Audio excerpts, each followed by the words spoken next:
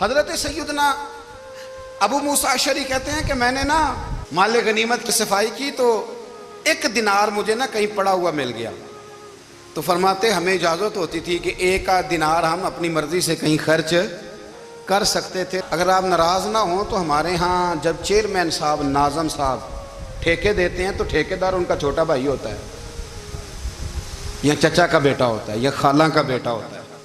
وہ خود ناظم ہوتے ہیں اور ان کا چھوٹا بھائی ٹھیکیدار ہوتا ہے، یعنی وہ نا سارا کچھ گھر کے اندر ہی رہتا ہے، گھر کے اندر ایک پیسہ دیتا ہے، دوسرا واپس اس کو واپس کر دیتا ہے، گھر کے اندر ہی۔ اب تو خیر ہمارے لوگ سمجھدار ہو گئے، ایک بندہ ایک سیاسی جماعت میں ہوتا ہے، دوسرا دوسری میں، اور تیسرا جس کی بھی حکومت آئی، حکومت تو ہماری رہے گی نا، ایک بندہ تو ہے نا اس جماعت میں۔ یہ اچھا لوگوں نے ایک طریقہ نکالا ہے۔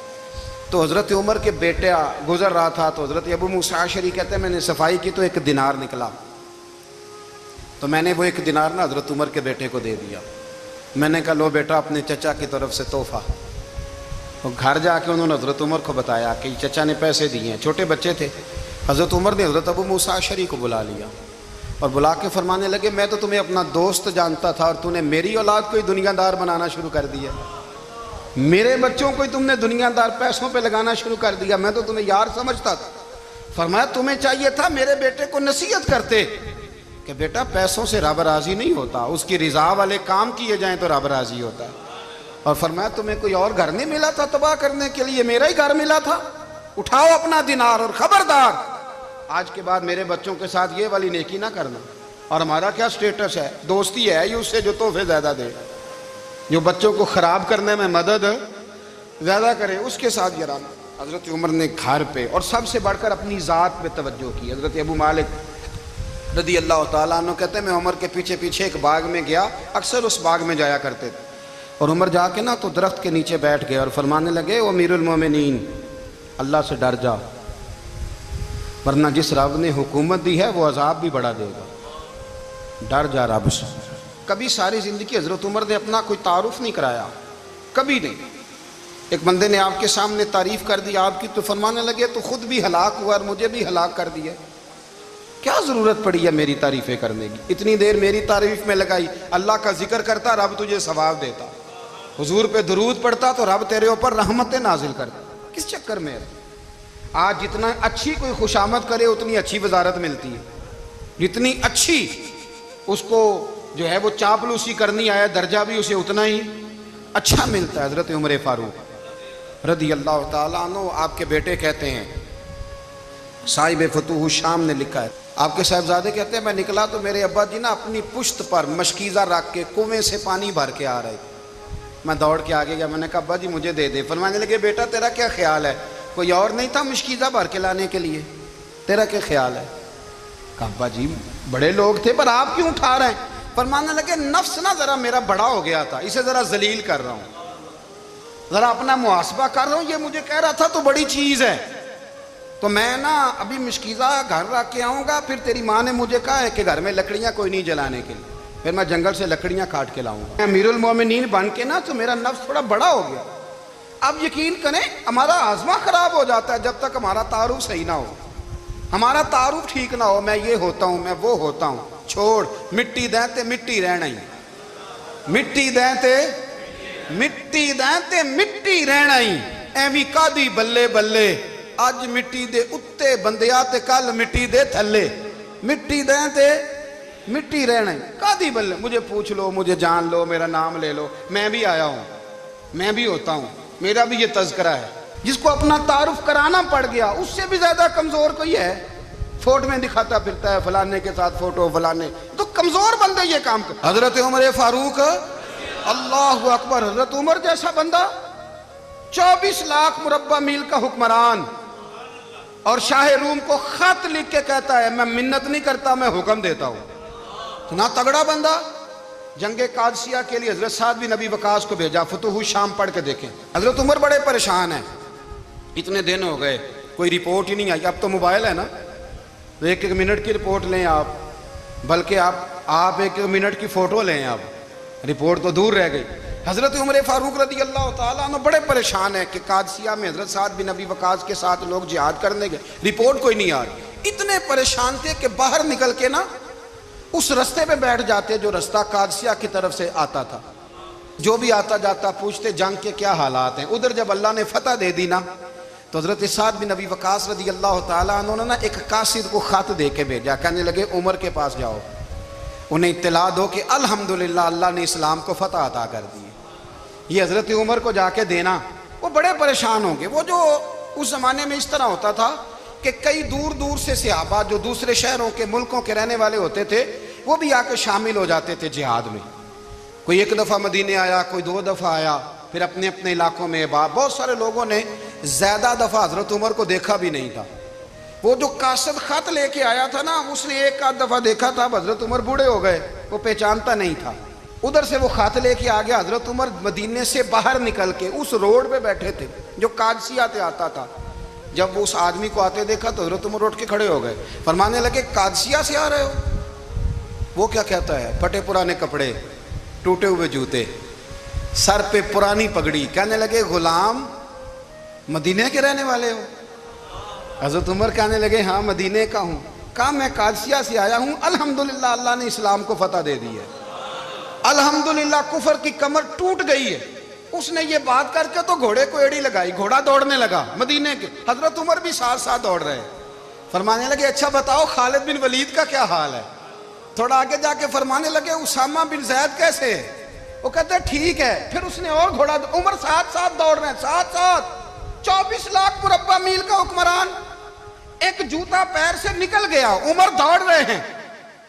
آگے جا کے پوچھتے ہیں سعد بن ابی وقاص کا کیا حال ہے؟ کہا حضور وہ بھی ٹھیک ہے. کتنے لوگ میرے شہید ہو گئے مسلمانوں میں سے؟ کہنے لگا صحیح گنتی کا نہیں پتا. یہ لفظ ادا ہوتے ہوتے مدینے کی سرحد آ گئی. لوگوں نے عمر کو گھوڑے کے ساتھ دوڑتے دیکھا تو کہا امیر المومنین کیوں دوڑ رہے ہیں؟ وہ غلام چھلانگ لگا کے نیچے آیا, قدموں میں بیٹھ گیا. کہنے لگا حضور آپ نے بتایا ہی نہیں آپ امیر المومنین ہیں. آپ فرمانے لگے کیا بتاتا؟ میں تو اونٹ چرانے والے کا پتر ہوں, کیا بتاتا؟ وہ عمر ہوں جس نے اپنے گناہوں کا حساب دینا ہے. کیا بتاتا؟ جو سعد بن ابی وقاص کو جہاد پہ بھیج کے خود بزدلوں کی طرح گھر میں بیٹھا ہے. کیا بتاتا؟ کوئی حیثیت نہیں, کوئی تار. تو نے اچھا کیا, تو مجاہد تھا, مجھے ساتھ ساتھ دوڑایا, تو نے اچھا کیا. جتنے لوگ تھے چیخیں مار کے رونے لگے. حضرت فاروق اعظم سے کہنے لگے عمر جب تک تیرے جلوے رہیں گے اللہ کامیابیاں ہی عطا فرمائے گا, جب تک تیرا رنگ رہے گا اللہ تعالیٰ نوازتا ہی رہے گا. کچھ نہیں کبھی اپنا آپ ظاہر ہی نہیں کیا. بہت بڑے تھے, بہت بڑے تھے حضرت عمر, بڑے تھے. حضرت ابو رافع غلام تھے, قرآن پاک بڑا سونا پڑھتے تھے. حضرت عمر جب بھی انہیں ملتے کہتے ابو رافع تو عمر سے اچھا ہے, قرآن بڑا شاندار پڑھتا ہے. تو وہ کہتے حضور اگر میں قرآن صحیح پڑھتا ہوں تو آپ کو قرآن کی تشریح زیادہ صحیح آتی, آپ بھی تو مجھ سے افضل ہیں. تو آپ فرماتے نہیں پھر بھی تو مجھ سے افضل ہے. کیوں؟ اس لیے کہ تو اپنے آقا کی نوکری بھی ٹھیک کرتا ہے اور رب کی عبادت بھی ٹھیک کرتا ہے, اور مجھے خالی صرف عبادت کرنی ہوتی ہے وہ بھی ٹھیک نہیں کر پاتا. ساری زندگی اپنا محاسبہ, ساری زندگی اپنے گریبان میں دیکھا, ساری زندگی اپنے آپ کو پرکھا, اپنے آپ کو ٹٹولا. 62 سال عمر بیت گئی. حضرت حذیفہ بن یمان ایک صحابی تھے, میرے نبی کریم علیہ السلام نا ان سے راز کی باتیں کرتے تھے. ہر بندے کا ہاضمہ ٹھیک نہیں ہوتا, سب سے راز کی بات نہیں کرنی چاہیے. حضرت حذیفہ بن یمان کہتے ہیں حضور راز کی باتیں بتاتے. مدینہ منورہ میں جو منافقین تھے ان کی لسٹ بھی نبی پاک نے حضرت حذیفہ بن یمان کو دی تھی. جب کوئی مشکوک آدمی مر جاتا نا تو صحابہ کہتے ہیں ہم دیکھتے اگر حضرت حذیفہ نے جنازہ پڑھا ہے تو ہم بھی جنازہ پڑھ لیتے. نبی پاک نے بھی کچھ جنازے نہیں پڑھے. ترمذی میں ہے, فرمایا عثمان سے جو بغض رکھے اس کا جنازہ نہیں پڑھیں گے. حضرت حذیفہ بن یمان اگر جنازہ پڑھتے تو لوگ پڑھتے, وہ نہ پڑھتے تو لوگ جنازہ نہ پڑھتے. حضرت حذیفہ بن یمان کہتے ہیں جناب عمر فاروق کی خلافت کے آخری ایام تھے, کچھ دنوں کے بعد وہ شہید ہو گئے. فرماتے آدھی رات کا وقت تھا, میں گھر میں سویا تھا بڑا بے فکر, اچانک میرے دروازے پہ دستک ہوئی, میں گھبرا کے اٹھا. اتنی رات کو کون آیا؟ کہتے ہیں قربان جاؤں, دروازے پہ گیا تو امیر المومنین فاروق اعظم دروازے پہ. میں نے کہا عمر کوئی حکم تھا تو مجھے بلا لیتے. کہنے لگے میں نا امیر بن کے نہیں آیا, تیرا ویر بن کے آیا ہوں. امیر المومنین کی حیثیت سے سرکاری کام سے بلاتا تو وہاں بلاتا، مجھے ایک ذاتی کام پڑ گیا۔ کہتے ہیں میں نے عمر کو گھر کی اندر بلا کے چارپائی پہ بٹھایا، میں نے کہا حضور میں غریب آدمی ہوں، میں کیا آپ کے کام آ سکتا ہوں؟ تو کہتے ہیں انہوں نے نا مجھے ساتھ بٹھا لیا، پھر میرا ہاتھ پکڑ لیا، کہنے لگے تو عمر کو جانتا ہے؟ عمر جھوٹ نہیں بولتا۔ تو جانتا ہے؟ عمر وعدوں کا پکا ہے۔ کہا حضور جانتا ہوں۔ کہا میں اس وقت آیا ہوں جب دیکھ بھی کوئی نہیں رہا۔ حضرت حذیفہ بن یمان کہتے ہیں پریشان ہو گیا، حضور پہلیاں نہ بجھوائے، مہربانی کر بتائیں کدھر آئے ہیں؟ تو حضرت عمر فاروق فرمانے لگے 62 سال کا ہو گیا ہوں، 63 میں چل رہا ہے، داڑھی سفید ہو گئی ہے، پھل پک گیا، اٹھ فریدہ ستیا، داڑھی آ گئی پور، اگا نیڑے آ گئی، پچھا رہ گئی دور، اب قبر اشر کا معاملہ صاف نظر آنے لگا ہے۔ کہا حضور مجھ سے کیا چاہتے ہیں؟ حضرت عمر رو پڑے، کہنے لگے آج میں عشاء کے بعد نکلا ہوں تو نبی پاک کے صحابہ مجھے نیک کہہ رہے تھے، پھر میں نے بچوں کی ماں سے اور بچوں سے بھی پوچھا ہے، وہ بھی مجھ سے راضی ہیں، پر حذیفہ تیرے ساتھ نبی پاک راز کی باتیں کرتے تھے، سچ بتا کہیں عمر کا نام منافقوں میں شامل تو نہیں؟ سچ بتا ان منافقین میں تو شامل نہیں، کہیں اوپر سے تو نہیں سارا کچھ؟ حضرت حذیفہ بن یمان کہتے ہیں میں باپ کے مرنے پہ اتنا نہیں رویا جتنا عمر کے سوال پہ رویا۔ میں قدموں میں بیٹھ گیا، میں نے کہا نہیں عمر یہ تو میں نے نہیں سنا، لیکن یہ میں نے نبی پاک سے ضرور سنا ہے کہ میرے بعد اگر کوئی نبی ہوتا تو عمر ابن خطاب ہوتا۔ یہ میں نے اپنے کانوں سے سنا ہے کہ عمر جس گلی سے گزرے شیطان رستہ بدل جاتا ہے۔ یہ میں نے اپنے کانوں سے سنا ہے کہ 950 سال حضرت جبریل جناب عمر کی شان بیان کریں تو پھر بھی بیان نہیں ہو سکتا، یہ میں نے ضرور سنا۔ دوستو ساری زندگی حضرت عمر نے اگر دوسروں کا محاسبہ کیا تو اپنا اور اپنے بچوں کا بھی کڑا خیال رکھا، اپنی ذات پر بڑی توجہ دی۔ جو لوگ اپنا بھول جاتے ہیں نا، ہمیں اپنی صحت کا بڑا خیال ہے لیکن اپنی روحانی زندگی کا کوئی خیال نہیں ہے، قلبی زندگی کا کوئی تصور نہیں ہے۔ آپ یقین کریں موٹا آدمی کمزور ہونے کے لیے جدوجہد کر رہا ہے، کمزور طاقتور ہونے کے لیے، لیکن جس کو کتنے دن بیت گئے اللہ رسول کی یاد میں رویا ہی نہیں، کتنے دن بیت گئے نہ سننے کو دل ہی نہیں چاہا، جسے مہینوں بیت گئے اور قرآن پاک کی طرف نظر ہی نہیں گئی، وہ فکر مند ہی نہیں۔ زندگی زندہ دلی کا نام ہے، مردہ دل کیا خاک جیا کرتے ہیں؟ بھائی حضرت عمر کی زندگی دور حاضر میں ہمیں یہ سبق دیتی ہے کہ کڑی نگرانی رکھو اپنے پودوں کی، کڑا خیال رکھو اپنے ذاتی باغ کا، اور یہ جو تمہارے دل کی دنیا ہے یہ تمہاری روح کی زندگی ہے، اس کا محاسبہ کرتے رہو۔ نبی کریم علیہ السلام نے فرمایا اپنا حساب خود کر لو قبل اس کے کہ تمہارا حساب کیا جائے۔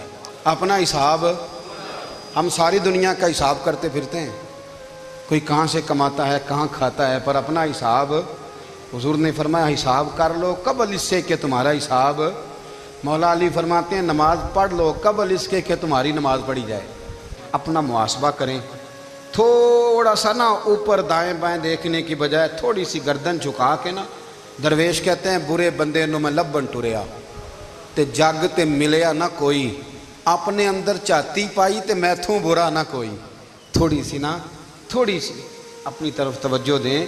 ہم نا بے چین وقت گزار رہے ہیں، بے قرار ہیں، بے سکون ہیں، سبب یہ ہے کہ ہم نے نا اپنا حساب کرنا چھوڑ دیا ہے۔ حساب کرو گے، بے حساب تو بندہ روٹی کھا لے تو بیمار ہو جاتا ہے، اور اگر زندگی بے حساب گزرے، گناہوں کا حساب ہی نہ کیا جائے، تقوی کی طرف توجہ ہی نہ کی جائے، تو پھر زندگی دشوار ہو جاتی ہے۔ ہمیشہ مدحت خیر الانام میں گزرے۔